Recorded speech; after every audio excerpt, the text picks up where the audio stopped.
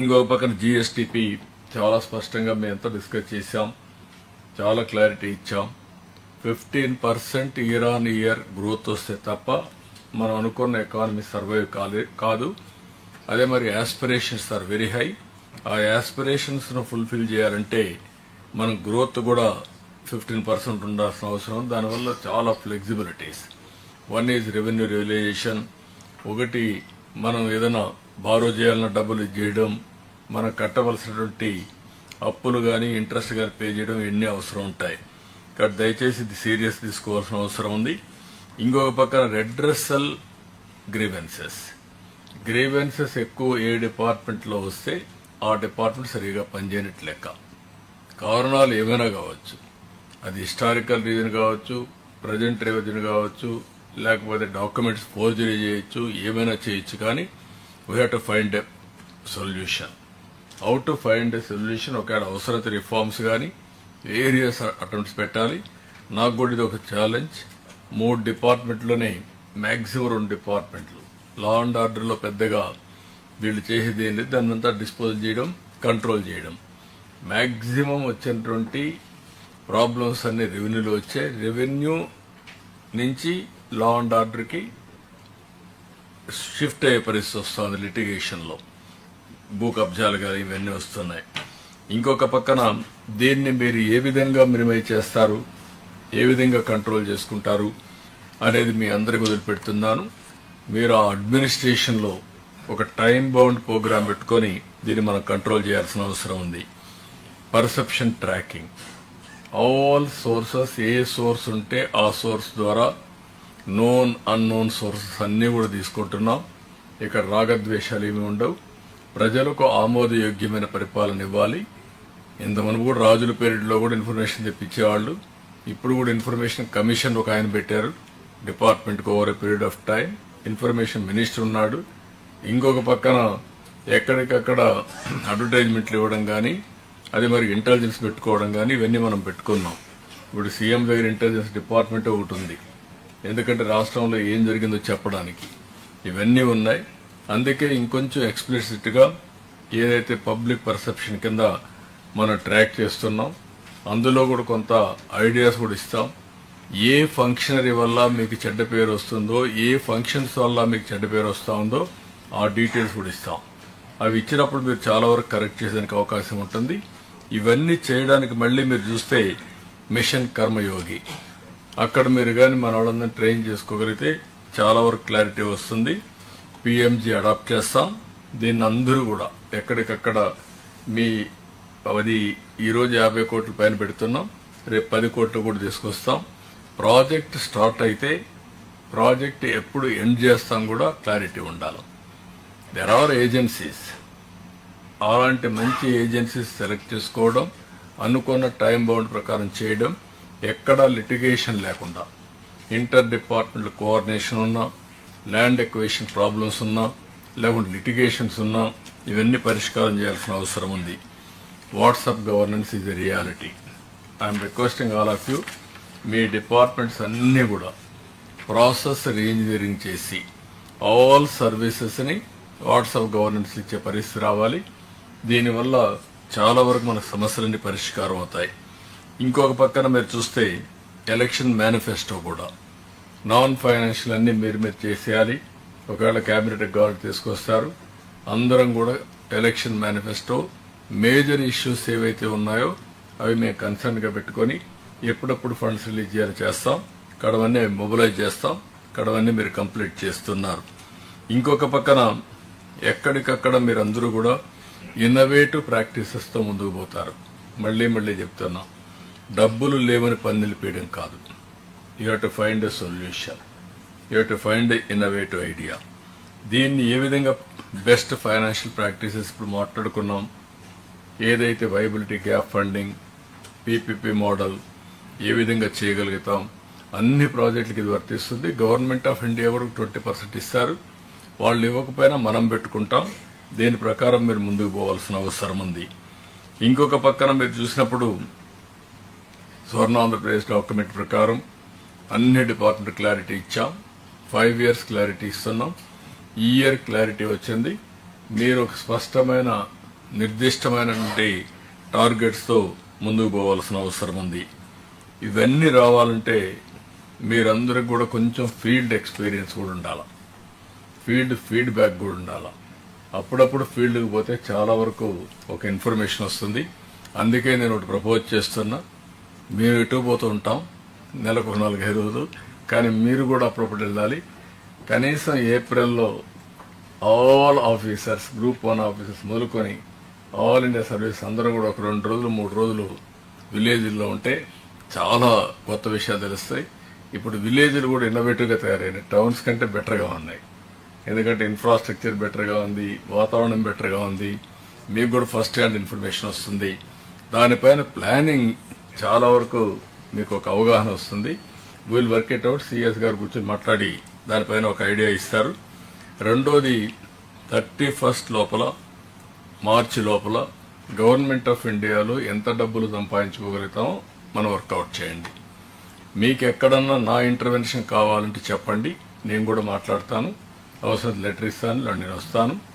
అదే మరి మన ఎంపీస్ ఉంటారు, మీరు వాళ్ళని ఉపయోగించుకొని ఇది కూడా మీరు చేయాల్సిన అవసరం ఉంది.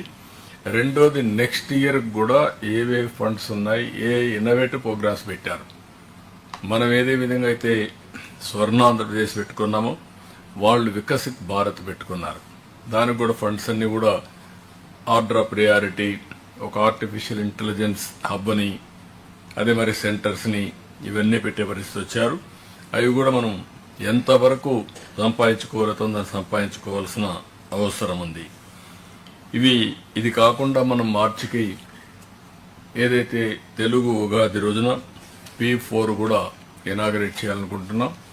ఈ ప్రోగ్రాం వచ్చినప్పుడు ఇంకొక పక్క వియత్నాం కానీ కొన్ని దేశాల్లో హ్యాపీ సండే కూడా ఒక ప్రోగ్రాం పెట్టారు. వీలైతే ఆ రోజున హ్యాపీ సండే కూడా తీసుకొస్తాం. ఒకప్పుడు చేశాం.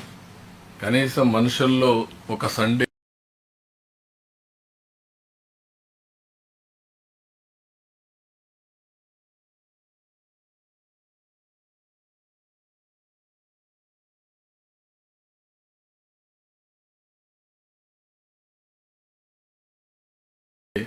ఫ్రీగా ఉండి ఎక్కడికక్కడ కమ్యూనిటీతో కానీ ఇంటరాక్ట్ అయితే చాలా వరకు ఒక సాటిస్ఫాక్షన్ వస్తుంది, స్ట్రెస్ బరస్ట్ అయ్యే పరిస్థితి వస్తుంది. Will work it out. ఈ కార్యక్రమానికి కూడా గైడ్ లైన్స్ తయారు చేస్తున్నారు ఫైనాన్స్ ప్లానింగ్ డిపార్ట్మెంట్. అవి వస్తాను, ఇవన్నీ అమలు చేద్దాం. ఫైనల్గా రేపు రాబోయే కలెక్టర్స్ కాన్ఫరెన్స్కి మీ డిపార్ట్మెంట్లో మీరు తయారు చేసుకుంటున్నారు. అయితే డిపార్ట్మెంట్ల వారిగా ఈరోజు మనందరం లీడ్ చేసాం, మీరు చెప్పారు, మేము విన్నాం. రేపు కలెక్టర్స్ కాన్ఫరెన్స్లో వాళ్ళు ఇచ్చిన ప్రజెంటేషన్ చూసుకొని వాళ్ళకు సమయం ఇచ్చి ఏదైనా ఉంటే గైడ్ చేస్తాం తప్ప మనం లీడ్ చేయం. అక్కడ రివర్స్ ఉంటుంది. మీరు ఏదైనా వాళ్ళని తయారు చేసుకోవాలంటే మీ డిపార్ట్మెంట్కి సంబంధించిన విషయాలన్నీ 5 జోన్లు పెడుతున్నాం. 5 జోన్లే కాకుండా 26 జిల్లాలు ఉంటాయి. అదే సమయంలో వీలైతే సీనియర్ ఆఫీసర్స్ని కూడా మనందరం ఫీల్డ్కి పోతే కొంచెం ఐడియాస్ ఉంటే ఒక్కొక్క జిల్లా ఒకరు అడాప్ట్ చేసుకోండి. ఇన్నోవేటివ్ ఐడియాస్ వస్తాయి. ఎట్లా ప్లానింగ్ బోర్డు మినిస్టర్స్ వెళ్తారు, మీరు కూడా అడాప్ట్ చేసుకుంటే మీకు కూడా ఒక ఆలోచన వస్తుంది. జోన్స్ను కూడా ఒక 5 జోన్స్ ఉన్నాయి కాబట్టి 5 జోన్లలో ఒక ఆఫీసర్ గాని వెళ్తే మీకు చాలా ఐడియాస్ వస్తాయి. మీకు కూడా జీవితంలో సాటిస్ఫాక్షన్ ఉంటుంది. ఒక 5 మంది కలెక్టర్స్ని అక్కడ కూర్చొని మాట్లాడి మేజర్ ఇష్యూస్ మీరు మానిటర్ చేయగలిగితే చాలా ఇంపాక్ట్ వస్తుంది. అల్టిమేట్గా మనం ఈరోజు చేసేది మన జీవితంలో ఒక సాటిస్ఫాక్షన్ ఉంటుంది. ఈ విషయం మనం గుర్తుపెట్టుకోవాల్సిన అవసరం ఉంది. ఈరోజు ఒక మాటలో చెప్పాలంటే వండర్ఫుల్ ఎక్స్పీరియన్స్ నాకు కూడా. ఇన్నేళ్లు నేను సీఎంగా ఉన్నా, ఇన్నిసార్లు నేను రాజకీయాల్లో ఎన్నోసార్లు పనిచేసిన, ఈరోజు ఒక నూతనమైనటువంటి అనుభూతి కానీ ఉత్సాహం. మనం చేసిన పనుల యొక్క ఫలితాలు ఒక్కొక్క డిపార్ట్మెంట్ మాట్లాడినప్పుడు నాకు పీస్ మీల్గా బాగా చేసామనిపిస్తుంది. కానీ ఈరోజు మనం చూసిన తర్వాత చాలా డిపార్ట్మెంట్లో మనం చేసిన పనుల యొక్క రిజల్ట్స్ కనపడొస్తున్నాయి. ఇది బిగినింగ్ మాత్రం. ఇంకా భవిష్యత్తులో ఇంకా బ్రహ్మాండమైన రిజల్ట్స్ వచ్చే పరిస్థితి వస్తుంది.